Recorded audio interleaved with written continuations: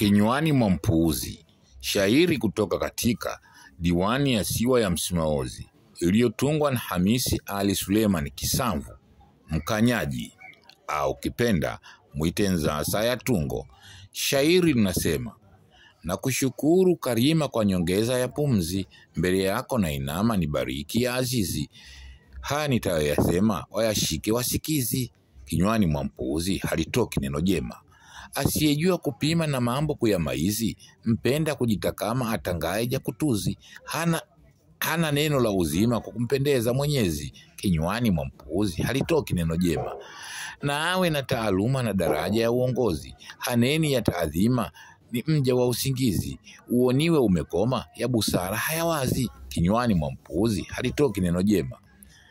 Hawezi akatuama kwenye yake maongezi, huruka javile kima hamalizi simulizi. Yeye msakana kama si mtatua tatizi, kinywani mwa mpuuzi halitoki neno jema.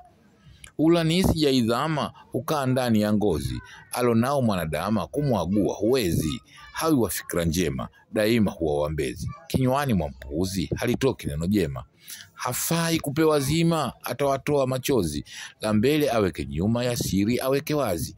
Atabananga kalima alopoke kama chizi, kinywani mwa mpuuzi halitoki neno jema.